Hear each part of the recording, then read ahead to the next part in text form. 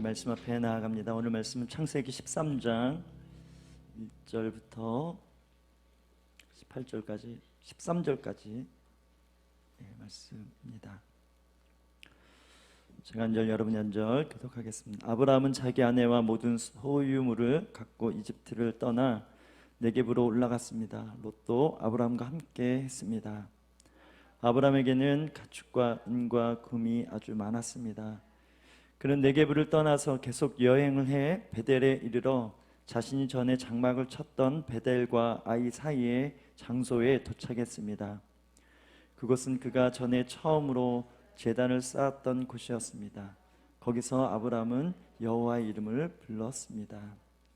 한편 아브라함과 함께 다니던 롯에게도 양과 가축과 장막들이 따로 있었습니다. 그들이 함께 머물기에는 그 땅이 너무 좁았습니다. 그들이 함께 지내기에는 그들이 가진 것이 너무 많았기 때문입니다. 아브라함의 양치기들과 롯의 양치기들 사이에 싸움이 일어났습니다.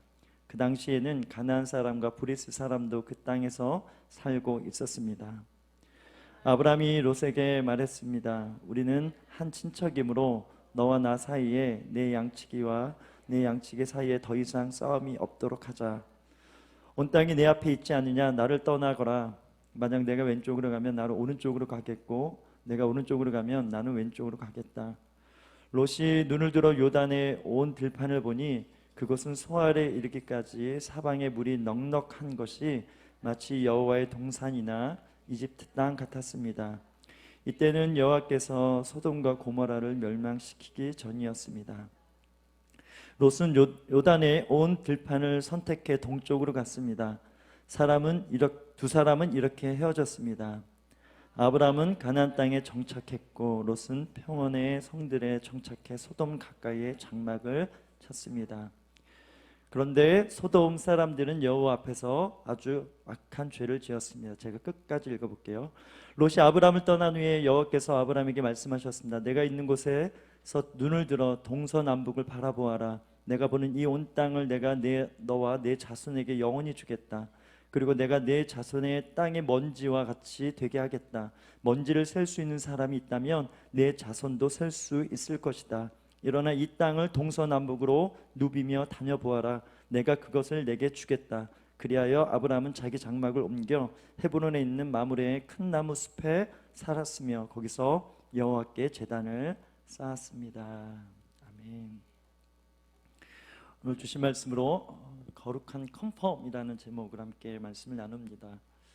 지난주 우리가 씨가 중요하다, 영적 전쟁은 씨의 전쟁이다 라고 나눴습니다. 사단은 우리 안에 있는 거룩한 씨를 태우고 소멸하기 위해서 우리를 공격합니다. 그래서 우리 입장에서는 이 씨를 지키는 것이 영적 승리의 비결이다 라고 함께 나눴습니다. 여러분, 씨가 뭐라고요? 네, 십자가 은혜입니다. 우리에게 있어서 가장 강력하게 만드는 것, 우리에게 있어서 무기는 다른 것이 없습니다. 십자가 은혜입니다. 그것을 얼마나 우리가 지켜내는가.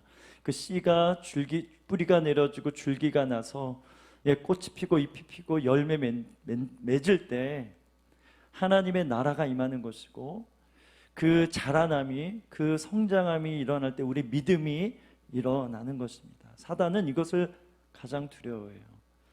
자연의 이치 가운데 씨를 심기면 자라나잖아요. 이렇듯이 하나님의 밭이 좋은 믿음의 사람들에게 이 십자가 은혜가 심겨지면 자라나는데 어떤 열매까지 맺혀지냐면, 오늘 우리가 찬양한 것처럼 내 인생 전부는 주님의 것입니다. 이런 놀라운 고백을 하는 거예요. 너가 하나님이다. 너 인생은 너 것이다. 계속 세상을 통해서 말하고 있는데, 어느 날 이 은혜가 들어오니까 어떠한 사람이 나 이거 잘못 살았구나. 나는 주님의 것이다. 나는 오직 주님을 위해서만 살겠다. 이런 놀라운 고백들을 하는 거죠. 사단은 이게 두려운 거예요. 왜냐하면 그런 고백을 하는 사람에게 하나님께서 능력을 주시기 때문에 그래요. 권능을 주세요. 내가 너와 함께함이라 할 때 전능하신 하나님의 능력이 그의 삶 가운데 풀어지게 되어 있다는 거예요. 하나님께서 찾지 않겠어요? 왜? 많은 사람들이 그렇게 고백하지 않기 때문에. 모두가 그렇게 고백하면 좋겠지만 그 은혜를 받아도 모두가 그렇게 고백하지 않습니다. 그런데 어느 사람이 이게 폭탄이 터지듯이 폭발력을 일어났어요. 내 삶 모든 주님의 것입니다. 내 가진 물질, 내 가진 모든 것을 주님 위해 쓰겠습니다. 이 엄청난 고백을 할 때 주님의 마음은 어떻겠냐라는 거야. 와, 진짜 네가 내 편이구나. 내 편으로 너가 입대를 했구나. 내가 강력한 무기를 줄게. 나의 권세, 나의 물권, 영권, 인권 너 다 가져. 너 다 사용할 수, 나의 나라를 위해 싸운다면 내가 이거 다 너에게 허용할게. 여러분, 이것이 하나님 믿는 사람 안에 영적 원리인 거죠. 그래서 지난주 말씀에 하나님의 은혜로 사라를 통해 아브라함의 씨가 일어날 수 있었던 것처럼 지금도 이 씨의 전쟁이 일어난다는 거 꼭 기억하시고요. 오늘도 그 은혜 가운데 우리가 나아가기 원합니다. 그렇게 은혜를 입은, 그래서 그 씨를 보호하기 위해서 막 어려운 상황 꿈에도 나타나게 하시고, 애굽의 바로에게 두려운 마음이 들게 하셔서, 원래는 세상이 주면 너 내가 줬던 거 다 내놔 이래야 되는데 그것까지 다 재산까지 아주 막 넉넉하게 실수했음에도 불구하고 하나님께 채워주셔서 오늘 본문에 이르게 된 것입니다. 그래서 오늘 이 은혜를, 이 보호하심의 은혜, 채우심의 은혜, 지켜주시는 그 은혜를 경험한 아브라함이 하나님 앞에 어떤 믿음을 가졌는가 세 가지로 살펴보기 원하는데, 첫 번째는 단을 쌓는 믿음을 가졌어요. 우리 4절을 같이 한번 읽어볼까요? 시작. 그곳에 그가 전에 처음으로 제단을 쌓았던 것이었습니다. 거기서 아브라함은 여호와의 이름을 불렀습니다. 원래 제단을 쌓았던 적이 있죠, 12장에 보면. 그런데 그 12절과 다른 것은 뭐예요? 그때는 제단만 쌓았는데 이때 여호와의 이름을 뭐 했더라? 불렀더라. 다른 거예요. 왜? 그 당시에 많은 종교, 사람들이 종교심이 있어서 각자의 신을 고대부터 더 믿었겠죠. 지금은 이성 논리가 강하니까 그런 게 어디 있어요 이러면서 종교를 부정하고 신을 부정하지만, 고대 모든 사람들은 거의 다 대부분 신이 있다. 근데 그 신이 누구냐, 이게 다른 거였죠. 그렇게 아브라함도 그 가나안 땅에 사는 많은 사람들도 어쩌면 우리가 아는 바알이나 다른 신들을 의지하면서 그 신이 나를 축복해 주기를 바라면서 그렇게 제사를 때때마다 드렸을 거라는 거예요. 비가 안 와요, 비 오게 해주세요. 그렇게 기우제를 지내고, 상황마다 자기 집에 신을 모셔놓고 비나이다 하면서 복을 바랬을 거라는 것이죠. 그런 차원에서 아브라함이 어떤 신이 자기를 불러주셔서 자기의 고향을 나와서 지금 가나안 땅에 온 것 아니겠습니까? 그러니까 자연스럽게 신이라는 존재를 알았기 때문에 제단을 쌓았을 거라는 거예요. 여러분, 교회 처음 나올 때 그래도 좋은 마음으로 교회 나오잖아요. 그래서 예배를 드려요. 이게 나쁜 게 정말 감사하고 좋은 일이죠. 그런데 계속 진짜 여호와의 이름을 우리가 오늘 찬양한 것처럼 전능하신 하나님 할 때, 와, 진짜 막 나의 인생 모든 것을 태우고 드리고 싶은 마음이 드는 그런 고백이 아니라, 앞에서 부르니까 이 예배에 참관하고 있기 때문에 참여 차원에서 부르는 예배, 이건 다르다라는 거예요. 특히 저 같은 경우는요, 이 사랑하는 나의 아버지 후렴 고백하다가 제 인생을 드렸거든요. 제가 20대 초반에 어느 예배학교 갔는데 이 곡을 부르면서 언제나 동일하신 하나님, 그 자리에 계신 하나님을 만났어요. 그래서 와, 이런 하나님이면 제가 내 인생을 드려도 되겠다, 이 고백으로 이제까지 제가 왔기 때문에, 이런 믿음의 반응, 고백, 이것이 예배인데, 예배는 시작했을 수 있으나 그 예배 안에 진짜 부요함과 충만한 은혜를 누리지 못하는 예배자가 있을 수 있죠. 그런 차원에서 오늘 본문은 여호와의 이름을 불렀더라, 경험한 거잖아요. 자기를 지키시고 그 약속대로 내가 너를 창대케 하리라. 어쨌든 위협 가운데서 주님이 지켜주셨기 때문에 이러신 분이구나, 그러면서 여호와 하나님의 이름을 부르는 예배가 아브라함에게 있었다라는 것입니다. 여러분, 예배자가 된다라는 것이 얼마나 축복된 것이냐면, 예배자란 머리로만이 아닌 삶으로 경험한 하나님의 이름을 다양하게 풍성하게 누린 사람을 말합니다. 이 말은 예배자가 되십시오, 나는 예배자다 할 때 그 이름의 그 인격, 그 이름의 하나님의 존재, 그 이름의 능력, 그 이름의 실체, 이 모든 것이 경험되어졌기 때문에 이러신 분이라면 내 삶을 드려야지. 조금 전에 고백했던 것처럼 이 예배로 드려졌던 경험이 있는 사람이 예배자라는 거죠. 쉽게 얘기해서 하나님의 은혜를, 하나님의 임재를, 하나님의 영광을, 하나님의 존재를 많이 경험한 사람이에요.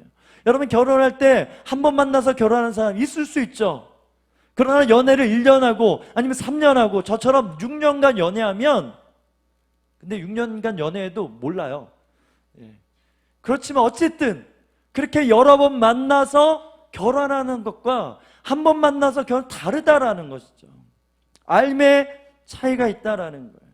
그래서 내가 예배자가 되고 싶다, 예배를 잘 드리고 보여지는 형식, 우리는 또 음악이 있으니까 그런 걸 말하는 게 아니라, 예배자가 된다라는 것을 하나님을 많이 하는 거예요.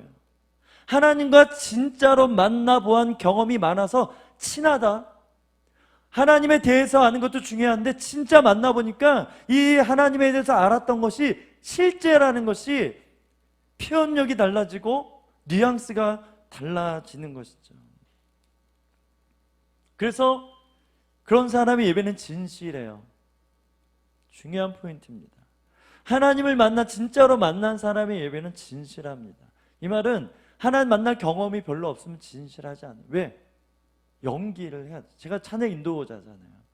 20년 넘게 찬양 인도했는데 저도 부족하지만 제가 찬양 인도를 잘하는 방법 어느 날 깨달았어요. 주님을 진짜로 만나고 주님을 만나면서 느낀 감정을 제가 충만하게 가지면 그 감정을 표현만 해도 하나님의 임재가 많은 사람들에게 풀어지는 것을 알게 해주셨어요. 이런 게 영적인 거구나. 이럴 때, 마음이 진실할 때, 마음이 중심을 드릴 때 성령님께서 그 마음을 사용하셔서 마음의 동화를 일으켜서 심지어 제가 경험한 깊이보다 누군가의 예배를 더 깊게 하나님께서 인도하시는구나, 이것을 보게 하신 것이죠. 여러분의 예배가 진짜고 여러분의 예배가 진실하여서 하나님께서 연락하신다 할 때 그 이유는 하나님을 아는 믿음이 여러분에게 있기 때문이라는 거예요. 그래서 그 가사 하나하나가 막 감동이 되어지는 것처럼, 이 고백이 나의 고백입니다, 이 마음이었어요. 제가 표현할 길이 없었는데 이 찬양 불러보니까 딱 이 마음입니다. 주님, 제 마음 받아주세요. 우리가 그렇게 조금 전에 40분 동안 예배한 것입니다. 이런 게 없으면 낯설어요. 그래서 영적인 집중력이 떨어지는 거예요. 예배할 때 집중력이 떨어지는 것은요, 다른 게 아니에요. 하나님과 낯선 관계이기 때문에 그렇습니다. 그래서 우리 삶 가운데 하나님께서 극적으로 뭔가 채워줬어요. 와, 여호와 이레 하나님, 막 내면에 막 태풍이 불었어요. 근데 그 마음 가운데 그 마음을 지킬 수 있는 그 은혜와 말씀과 임재를 주셔서, 오, 여호와 니시 하나님, 이런 하나님을 찬양하지 않겠어요? 그리고 후반부에도 나오지만 여호와 샬롬, 여러분 여호와 샬롬 우리가 너무나 잘 아는데 이 말씀이 어디에 있는지 기억하세요? 제가 좀 알려드릴게요. 여러분, 예배자의 열정은 그 이름의 은혜와 권능을 맛보면 그 이름에 합당한, 와, 이러신 분이면 내가 더 드려야 되는구나, 더 온전한 것을 드려야 되는구나, 이런 열정이 막 일어나요. 그래서 예배는 워십인데 워십이 되는 가치죠. 내가 얼마나 주님을 가치 있게 여기는가, 그분의 가치를 보고 그에 걸맞는 예배를 드리고 싶은 열망이 마구마구 일어나는 거예요. 오늘 제단을 쌓았다 그랬어요. 이 제단이라는 단어는 미츠베아흐라는 단어인데 자바흐라는 단어의 유래가 됐어요. 이 자바흐라는 단어는 희생을 위해 뭐하다, 죽이다. 내가 주님을 예배한다고 할 때 뭔가 희생하는 것이 있어야 되는 거예요. 세상에 많은 표현들인데 우리가 시간을 이렇게 죽인다, 이런 표현 쓰잖아요. 그죠? 대가 지불한다라는 거예요. 이렇듯 우리 가진 많은 것들로, 모든 것으로 대가를 지불해서라도 하나님을 높이고 하나님을 드러내고 싶은 것, 이게 믿음입니다. 그래서 믿음은 어디까지 희생할 수 있는가로 비례가 돼요. 믿음 없이는 하나님을 기쁘시게 할 수 없는데, 그럼 그 믿음이 뭐냐? 하나님을 위해서 어디까지 희생할 수 있는가? 어디까지 어떤 것까지 주님께 드릴 수 있는가? 이것이 우리의 상급입니다. 그래서 제가 묵상하다 이런 깨달음을 성령님께서 주셨어요. 신앙은 제정신의 싸움이다. 저를 따라 신앙은 제정신의 싸움이다. 우리 옆 사람에게 정신 차리세요 이렇게 얘기해 주세요. 정신 차리세요. 정신 차리세요. 네. 제정신이십니까 여러분? 여러분, 이 제정신이라는 단어의 기준을 어디에 두냐, 이 말의 뉘앙스가 완전히 극과 극을 달립니다. 세상 말로 제정신이면 뭐예요? 자기 집을 팔아서 교회에 헌금하고 교회에 뭐 헌물하고 이런 거 제정신이면 못합니다. 그렇죠? 내가 세상 차원에서 세상의 딱 기준으로 제정신이면 절대 그런 일 못한다. 이 말은 하나님의 제정신이 있어요. 영적인 차원의 제정신이 있어요. 이런 영광의 하나님을 만났음에도 불구하고 내 것을 드리지 않는다. 부자 청년이 그 영광의 주님이 어떤 일을 행하셨고 어떤 일들을 행하실지 나름의 믿음을 가지고 찾아왔는데 진짜 그 안에 믿음이 있었다면 포기하고, 누구처럼? 베드로처럼. 여러분, 베드로 그 당시 배가요, 요즘도 배가 엄청 비싸죠. 네, 중상층 이상의 경제력을 가졌던 사람이 누구예요? 베드로였어요. 배를 금을 정도가 아니라 배를 버렸다라는 거죠. 이거는 정말 그가 뭔가 봤다라는 거예요. 하나님 나라의 비유에 밭에 보화가 있으면 그 밭을 사는 것처럼 그런 대가 지불을 그가 믿음을 통해서 보여줬다라는 것이죠. 이것이 영적인 제정신이라는 거예요. 그런데 세상의 제정신이면 이 제정신이 없어진다는, 정신이 번쩍 들어요. 그래서 우리 예배들 때 은혜 엄청 받고 헌금에 딱 가면 세상의 제정이 들어오잖아요. 내가 뭐 한 거야? 이런 생각이 들잖아요. 뭔가 씌운 것 같아. 당연히 씌웠죠. 성령이 확 씌워가지고 그냥 은혜 받으니까 드리는 거 아니겠어요? 여러분, 이미 우리가 이런 삶을 살고 있어요. 하나님께서 진짜 생물작용, 우리 안에 호르몬작용, 콩깍지를 씌우게 하셔서 사람을 사랑하게 합니다. 짝짓기를 동물들도 하지만 특히 사람 안에 인류가 그렇게 생존하는 이유는 다 이 콩깍지 때문에 그래요. 뭔가 제정신이 아니야. 그렇게 부모님의 사랑을 극진히 받고 자랐는데 한 여인 만나니까 부모님을 다 나는 자기밖에 없어 막 이러면서 평생 나는 단칸방 살아도, 단칸방 싫은데 자매님은 단칸방에 살아도 막 이런 결단이 왜 일어납니까? 뭔가 씌었기 때문에 제정신이 아닌 거죠. 이성적이지 않은 거죠. 영적으로도 마찬가지라는 거예요. 여러분, 오늘 우리가 예배로 나아간다 할 때 여러분 모르셨어요? 제정신, 내 세상의 제정신을 다 버리고 주님 안의 제정신, 바울과 같이. 바울이 진짜 제정신이죠. 주님 만나고 그 다메섹 도상에 주님 제대로 만나니까 그 인생이 완전히 바뀌어져서 목숨까지 내놓는 그런 인생이 된 거 아니겠어요? 근데 알고 보니까 그 힘으로 된 게 아니에요. 은혜가 그만큼 강력했다는 것을 우리가 알게 되는 거죠. 우리도 마찬가지죠. 우리가 뭔가 해야 될 거 두렵죠, 당연히. 하게 하시는, 할 수밖에 없게 하시는 하나님의 손길과 인도하심이 있다라는 거예요. 그래서 옷값을 깨뜨린 여인을 통해서 다 이미 증명이 됐어요. 너 제정신이냐? 이걸로 가난한 사람을 도우면 딱 머리가 계산이 되는 거잖아요. 그랬더니 주님이, 야, 제정신이야. 너가 이상한 거야. 이거 정리해 주신 거예요. 옷값 사건이. 내가 진짜 은혜를 안다.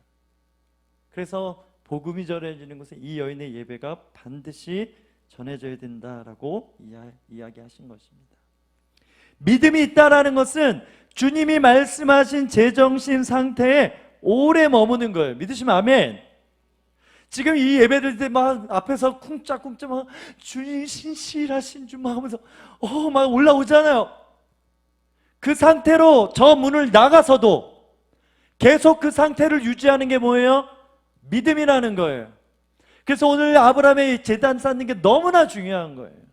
그 제단만 쌓는 것이 그때 여호와의 이름을 불렀더라. 그 애굽에서 그 보호하심에 치열한 그 얼마나 영화 같아요. 목숨이 나갈 수 있는, 목숨이 사라질 수 있는 그 촉박한 상황에서 하나님 다 지켜줬죠. 이제 그곳을 떠나왔잖아요. 이제 살았다, 잊고 살 수도 있는데 그 자리에서 뭐 한 겁니까? 계속 하나님께 예배하고 희생을 아끼지 않는 이 믿음을 지켜가는, 하나님 편에서 볼 때 제정신이 오늘 아브라함의 상태였다라는 거예요.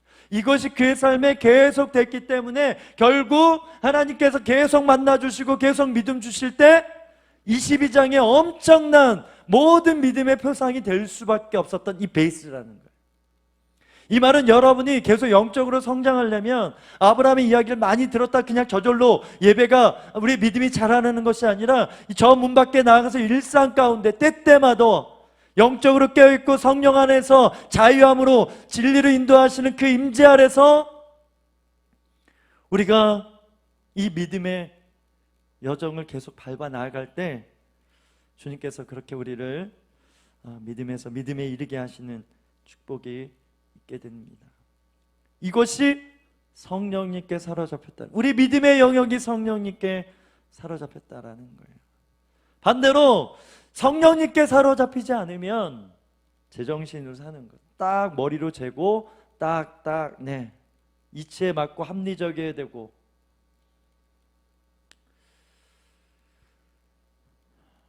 저는 여러분이 제정신으로 예배한 자 되길 주 이름 축복합니다. 요 부분만 딱 들어서 들으면 이상하게 해석하시는 거죠. 아브라함은 그 예배를 통해서 또 많은 자들에게 도전을 줬어요. 특히 당시 많은 아까 설명한 것처럼 이방 신들을 예배하는 제사들이 아마 가나안 땅에 있었을 것입니다. 그래서 아마 그가 가진 많은 또 재물이 있었기 때문에 적당하게 드리지 않았을 거라고 상상해 봅니다. 그랬을 때 저 아브라함이라는 사람은 우리와 다른 신을 예배한다라는 것이 뭐한 거예요? 증명되어졌을 거라는 거예요. 이것도 우리에게 굉장히 중요한 메시지입니다. 여러분, 우리가 왜 예배를 삶 가운데 왜 제단을 쌓아야 되는가? 우리 하나님은 너희가 믿는 하나님이 아니라는 것을 증명하는 거예요. 결국 믿음이란 세상 많은 사람들의 종교심이 있고 나름의 종교가 있는데 너희들이 믿는 하나님, 너희들이 믿는 신과 내가 믿는 하나님은 다르다라는 것을 증명할 수 있어야 됩니다. 이것이 예배자의 부르심이라는 거예요. 그리고 또 그것이 그 당시 가나안 사람들에게 때로는 위협적으로 느껴질 수 있다라는 거죠. 다른 나라, 예를 들어서 우리나라가 막 교회가 많은데 우리나라 지금은 좀 많이 열렸지만 무슬림이 와서 알라신을 믿는 그런 신앙들이 지금 모슬렘들이 이슬람권이 계속 확장되고 있잖아요. 이게 위협적으로 느껴지는 똑같은 상황이었을 거라는 거예요. 자기들이 부르는 하나님이 아닌 자기만의 하나님을 아브라함이 예배하고 있는 거 아니겠어요? 여러분, 이렇듯 우리 예배는 세상을 향해 위협적이어야 됩니다. 코로나 방역 안 지키면서 예배하라는 말이 아니죠. 영적인 영향력이 있다라는 거예요. 예배 안에 영적인 영향력이 하나님께로부터 받게 되고 또 우리는 그 예배를 통해서 뭐 하는 거예요? 흘려보내는 것입니다. 이것이 초대교회의 역사였습니다. 초대교회의 성만찬을 통해서 이 기름 부음이 진짜 이 보혈의 임재가 강력하게 임했고 그 임재가 강력했기 때문에 그들의 인격, 그들의 삶이 변화되어져서 저 사람들은 뭔가 다르다. 그렇게 로마를 무너뜨리고 전 세계를 무너뜨리는 것이 기독교의 역사입니다. 이 모든 것은 제정신의 예배를 통해서 일어났다는 것을 우리가 기억할 필요가 있습니다. 두 번째입니다. 아브라함이 어떤 믿음을 가졌냐면 배려하는 믿음. 배려하는 믿음이, 그런 참 믿음이 그들에게 있었어요. 오늘 본문의 큰 이슈는 아브라함의 종과 롯의 종이 뭐 했어요? 다툼에서 시작됩니다. 나눈 것처럼 애굽에서 그 사건이 더 원래 나름의 재산이 있었지만 더 부하게 된 거예요. 오늘 본문에 표현하면 롯이 사는 영역과 아브라함이 사는 영역이 있었고 그 안에 종들이 자기들이 양 목축을 하는 그런 일들이 있었는데 더 많아지니까 좁아져서 어쩔 수 없이 다툼이 일어났다. 여러분, 싸움은요 가진 자들의 싸움입니다. 여러분, 우리 삶에 싸움이 있다는 것은 더 많이 가지고 있다는 증거로 보여집니다. 그래서 사람의 욕심이 계속 가질수록 일어나기 때문에 다툼이 더 일어나는 거예요. 어찌됐든 이 상황에서 아브라함이 하나님을 예배하고 믿는 사람의 본을 보여줍니다. 아주 유명한 말이에요. 내가 좌하면 내가 우할 것이다. 네가 우하면 나는 좌할 것이다. 우리 창세기 13장 9절 말씀입니다. 같이 읽어보겠습니다. 시작. 온 땅이 내 앞에 있지 않느냐. 나를 떠나거라. 만약 내가 왼쪽으로 가면 나는 오른쪽으로 가겠고, 내가 오른쪽으로 가면 나는 왼쪽으로 가겠다. 저는 이 말씀을 딱 오늘 묵상하면서 와, 예수님의 말 것 같다. 여러분, 비슷한 뉘앙스의 말씀이 마태복음 몇 장에 있어요? 산상수훈에 있어요. 5장부터 시작합니다. 비슷한 말이에요.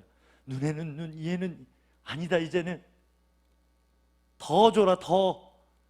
더 용서해라. 너가 자하면 내가 우할. 이런 비슷한 말이 나오고 있어요. 아브라함의 이런 배려, 자기가 더 삼촌으로서 권위 있고, 야 내가 이거 할 테니까 너 저거, 이럴 수 있어요. 그런데 아브라함이 너가 먼저 선택해봐. 이런 믿음이 어디서 나왔을까? 제가 확신하는 것은 주님이 주시는 이 믿음, 이 음성이 있었을 것 같아요. 어떤 음성? 네가 좌하면 내가 좌할 것이다. 네가 우하면 내가 우할 것이다. 이거 누구의 음성이에요? 하나님의 음성이라는 거예요. 하나님이 내 편이라는 것을 믿기 때문에 너가 어떤 걸 선택해도 나는 괜찮아. 왜? 하나님이 나와 함께 하실 것이기 때문에. 이 믿음이, 이 여유가 아브라함에게 있는 거예요. 이 믿음의 자신감이 그에게 있었다라고 저는 믿는 거예요. 그래서 애굽의 사건이 그토록 중요한 거예요. 와, 이렇게까지 내가 실수했는데 주님이 지키신다면, 이렇게 개입하신다면, 이렇게 함께 하신다면 나 주님 더 믿어도 되겠다.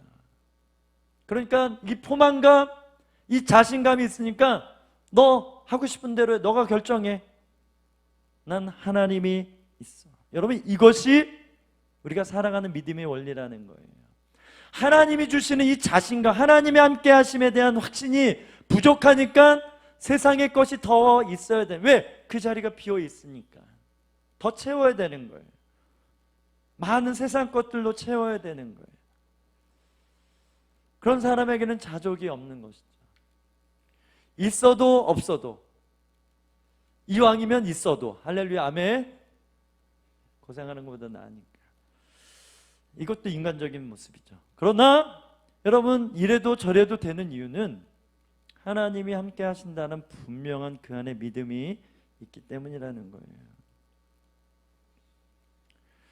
눈에 보이는 것이 전부로 여기는 사람과 영적인 눈으로 보는 사람은 근본의 차이가 다릅니다. 바울이 3층천을 경험했어요. 그렇기 때문에 육신적으로 율법에 제한된 많은 사람들과, 여러분, 높이와 깊이와 넓이가 차이가 있을 수밖에 없는 것이죠. 사도행전 27장부터 27장 22절부터 26절인데요.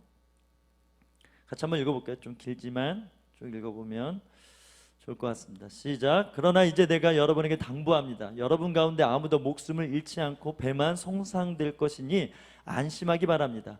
어젯밤 내 하나님 곧 내가 섬기는 하나님의 천사가 내 곁에 서서 바울아 두려워하지 말라. 내가 마땅히 가이사 앞에 서야 한다. 그래서 하나님께서 너와 함께 항해하는 모든 사람들의 생명을 내게 맡겨주셨다라고 하셨습니다. 그러니 여러분 안심하십시오. 나는 하나님을 믿으니 내게 말씀하신 대로 이루어질 것입니다. 그러나 우리는 밀려서 어느 섬에 담게 될 것입니다. 진짜 멋있지 않아요? 저는 이 고백이 여러분의 고백이 되길 주님을 축복합니다. 천사도 나타났어요. 원래 믿음이 있었는데 더 한 번 확인시켜 주셨어요. 컨펌해 주신 거죠. 그래서 여러분, 내가 이거 항해 어렵다 그랬잖아요. 그런데 그 항해사 그 백부장인가요? 그 말 믿고 배 떠난 거예요. 그랬더니 광풍 만났고, 어찌됐든 이 바울 때문에, 바울이 로마에 가야 되기 때문에 손상은 있어도 피해는 있어도 생명은 보존할 수 있습니다. 하나님의 말, 이 고백 다 하나님 말이잖아요. 하나님의 이 말을 바울의 입술로 선포되어지고 있는 것입니다. 이것이 유라굴로 광풍의 사건이죠. 이 말씀을 이렇게 딱 빗대어서 보자면 되게 교만합니다. 그렇지 않아요? 여러분 나 때문에 사는 거예요. 딱 이거거든요.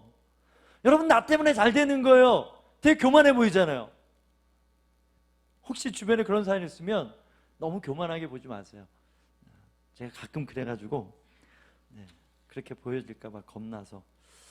근데 진짜 제 안에 믿음이 때로 있어서 담대히 선포하게 하시는 그 은혜가 있습니다. 여러분 삶 가운데 믿음으로, 여러분도 그런 믿음으로 여러분 있는 곳에 여러분 때문에 잘 되는, 여러분의 그 믿음 때문에 하나님께서 많은 것들을 풀어주시는 축복의 통로가 되기를 주 이름으로 축복합니다.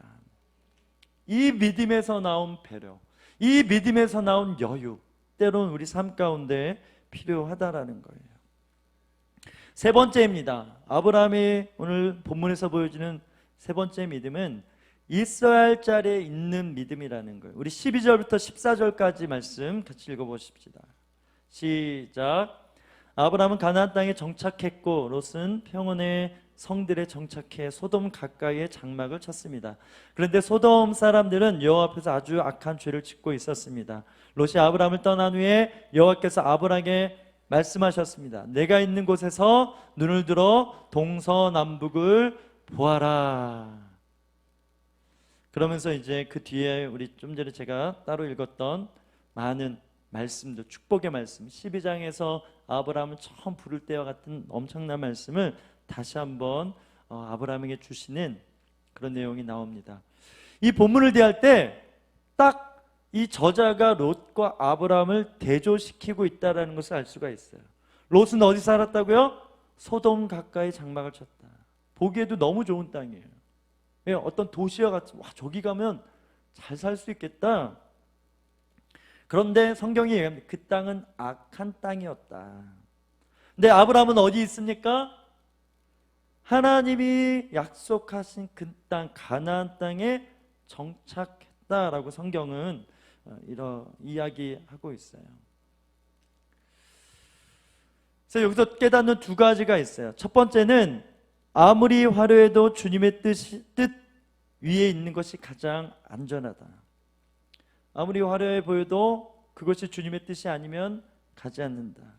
심지어 화려하지 않아도 주님의 뜻이면 간다. 제가 이 명제를 묵상하다 이 놀이가 떠올랐어요. 여러분 신문지 게임 아시죠? 신문지에 넓게 여러 사람이 올라갑니다. 한 번씩 접고 계속 점점 좁혀져 막 이러면서 이렇게 좀비처럼 이렇게 붙어 있잖아요. 그래서 조금 더 버티면 이겼다 이러면서 막 재밌는. 여러분 계속 우리가 믿음의 여정을 걸어갈 때 신문지가 한 장 한 장 접히는 것처럼 점점 좁아질 수 있어요. 점점 어려워질 수 있어요.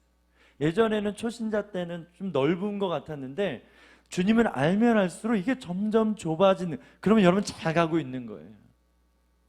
왜? 그때 여러분의 믿음이 작동이 되어져서 뭔가 결단하고 때로는 내려놓기도 하고 때로는 끌어내야 되기도 하고 때로는 더 들여줘야 되는 때가 있기 때문이라는 것이죠.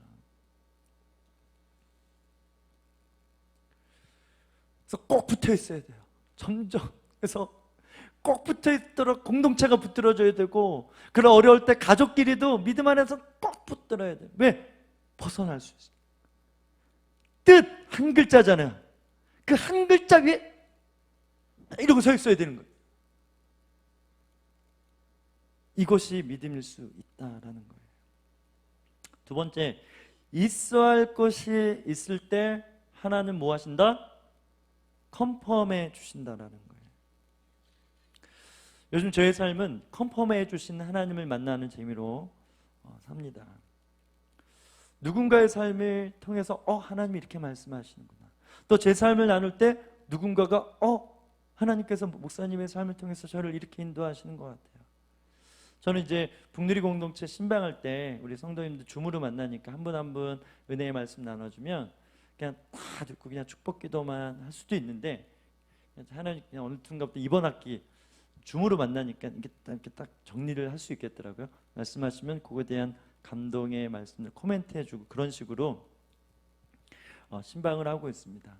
어떤 분이 막 이야기를 해주셔서 감동되어지는 대로 제 삶을 막 얘기해서 하나님께서 이렇게 인도해 주시고 이렇게 컨펌해서 이렇게 길이 열렸어요, 이 얘기하는데 어떤 집사님이 딱 얘기하는데, 목사님의 말 듣고 제가 오늘 결단했어요.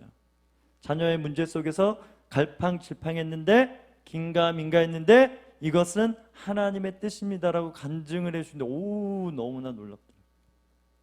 이렇게 서로 뭐 해주는 거예요? 삶을 통해서 컨펌해 주신, 오늘 이 아브라함의 이 사건, 많은 설교 내용, 심지어 찬양 가사, 이걸 통해서 결국 우리는 하나님의 뜻, 하나님의 인도하심을 받아서 하나님의 길을 걸어가는 것, 이것이 우리가 누리는 축복이라는 것입니다. 여러분은 하나님의 감동이 있으시죠? 아멘. 이 감동이 하나님께로부터 왔는지 어떻게 확신합니까? 뭐 내 안에 들었던 생각일 수도 있고, 심지어 사단이 어떤 생각을 줄 수도 있고, 왜 우리 욕심을 자극할 수 있으니까. 하나님이 주셨다는 거 어떻게 확신하는가? 그 방법은 컨펌에 있어요. 심지어 이 컨펌에도 사단이 틈탈 수 있긴 하는데, 그럴 때는 제가 하는 방법, 십자가를 세우세요, 곳곳에. 아멘. 하나님께서 이 주신 감동이 맞다라는 것을 하나님께서 분명히 확인시켜 주세요. 그래서 내가 가는 그 길이 잘 가고 있다, 아니면 잘못 가고 있다, 분별할 수 있게 도와주시는 분이 하나님이시라는 것입니다. 우리 사사기 6장 17절 말씀인데요, 같이 한번 읽어보십시다. 시작.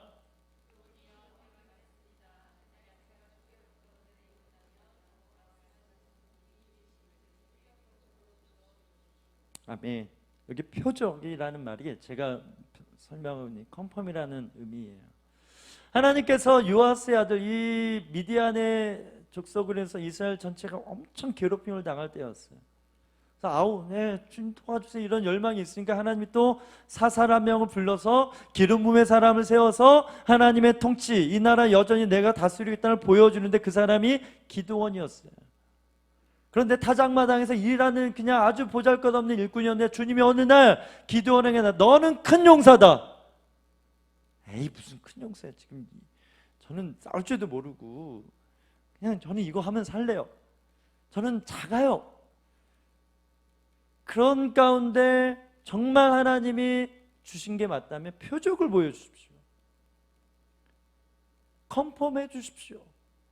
이 이야기가 이제 17절 이야기입니다. 그러면서 전사를 통해서 컨펌해 주십시오.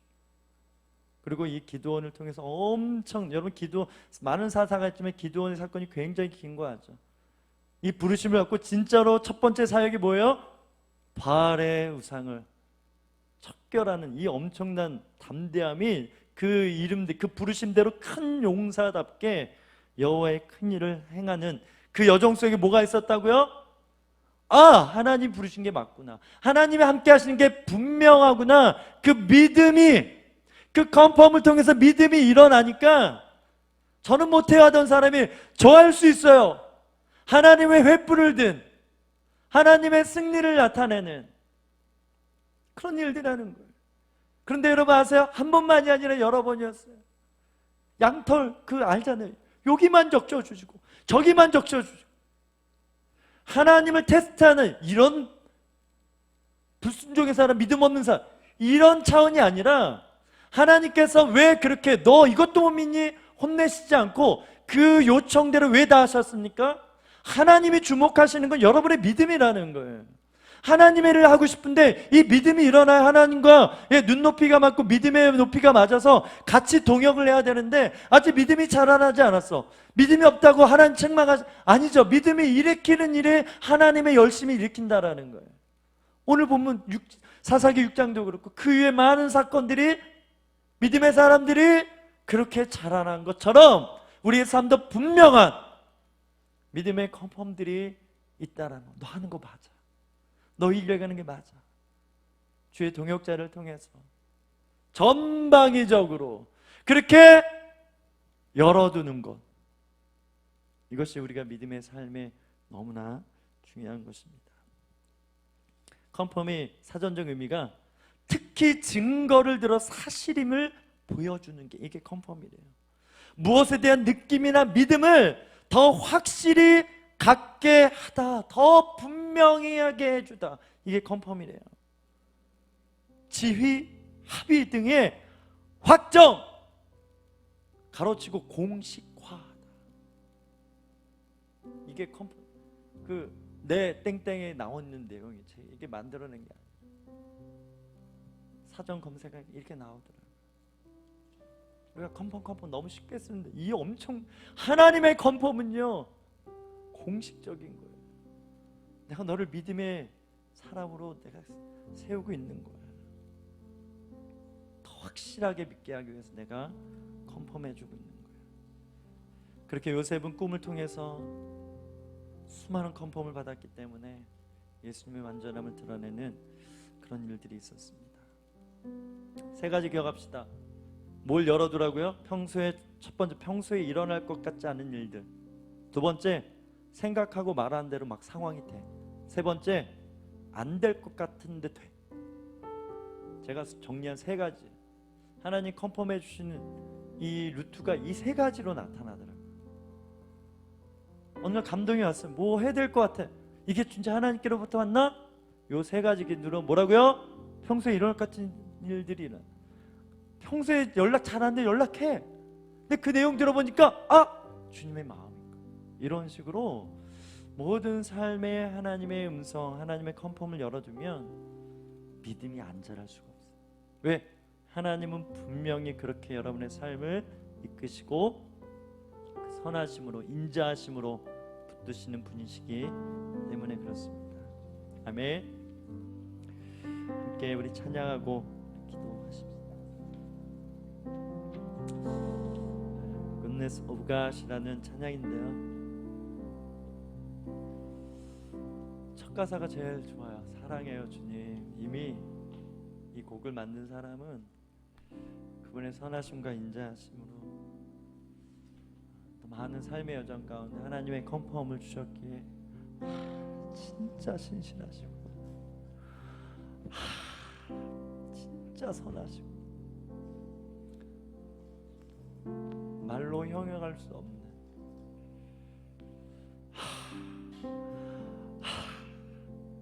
어떻게 주님 어떻게 이렇게 표현할 수밖에 없는 하나님의 임재 안에서 이 곡을 만들었다고 생각됩니다. 여러분 믿음으로 취해서 이 곡을 존 브라이언 존스 목사님이 만드셨지만 우리가 믿음으로 취하면 그분이 느꼈던 것보다 더 많은 은혜를 누릴 수 있어요. 더 큰 하나님을 만날 수 있어요. 함께 고백하겠습니다. 사랑해요 주의 자비 변치 않는 모든 삶 주의 손에 있네. 나 눈을 뜰 때부터 잠들 때까지 난 노래해 주의 선하심을. 주의 음성 2절 고백합니다. 주의 음성 불 가운데 날 인도해 불 가운데 날 인도해 불감에서 아니하시는 주님. 그런 나 아버지 그런 나의 아버지 그런 나의 친구 날 거하니 주의 선하심을. 내 평생 신실하신 내 평생 좋으시나 나의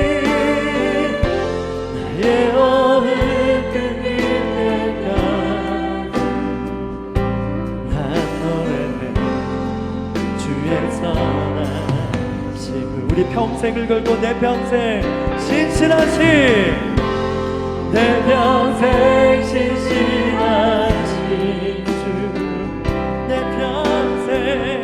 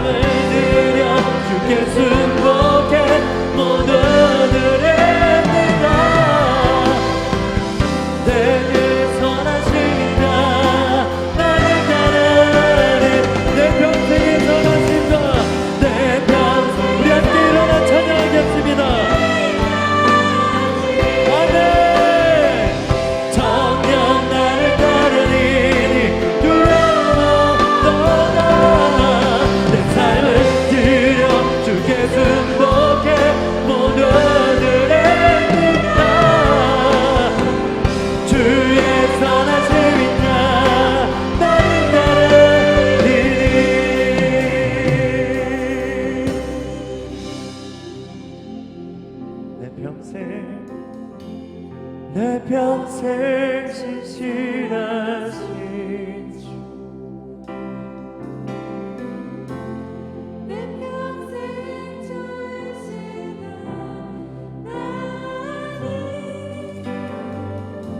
나를 모든 그 힘을 가져 난 노래 주의 선하심 난 노래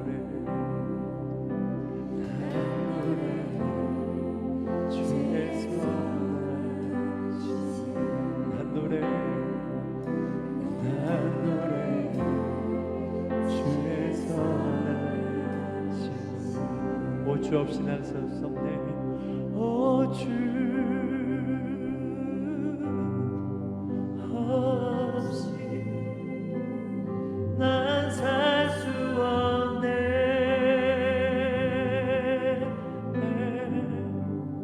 오 나의 주, 오 나의 주, 난 갈망해요. 난 갈망해요.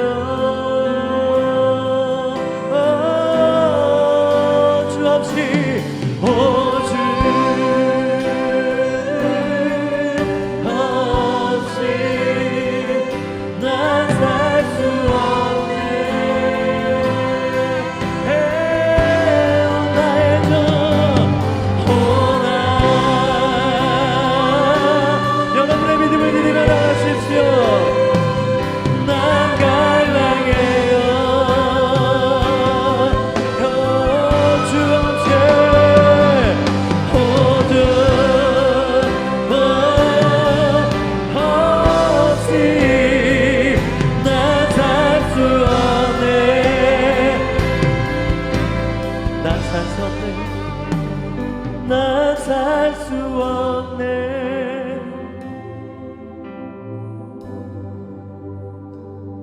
난 살 수 없네.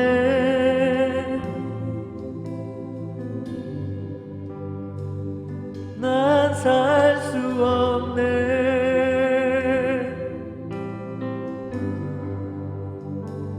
난 살 수 없네.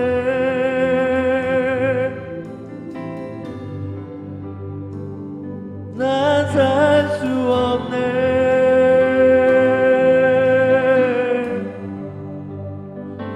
난 살 수 없네. 여러분 울부짖으십시오. 거룩한 목소리 부르고 고백하십시다. 난 살 수 없네. 여러분 주님 붙드셔야 돼요. 난 살 수 없네. 난 살 수 없네. 여러분 믿음으로 붙드세요. 난 살 수 없네.